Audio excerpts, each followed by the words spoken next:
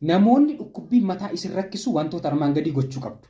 Inni tokkoffaan dhiphachuu dhiisuu yookaan riilaaksii gochuu fi wantoota nutti kaasuu danda'an adda baasnee beeku. Ifa aduu ta'uu danda'a, akkasumas immoo waca ta'uu danda'a. Isaaniinis hamma dandeenye hir'isuuf dhorkuu qabna jechuudha. Inni gara biraanii daqiiqaa 20f bishaan labbi goone yookaan ho'isnee miilla keenya lamaan mazazzafaa keessa kaa'uu qabna jechuudha. Inni kun immoo maal godhaa?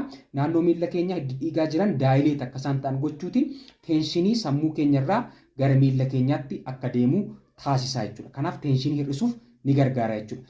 Inni gara biraan immoo bishaan qorraa daqiiqaa 20f miilla keenya keessa keenyee waluma takka at the same time immoo maal gochuu qabna?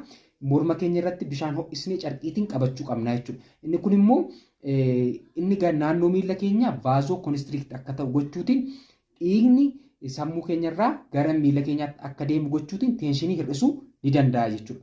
Yoo baay'ee isinitti cime ogeessa fayyaatiin qoricha fudhachuu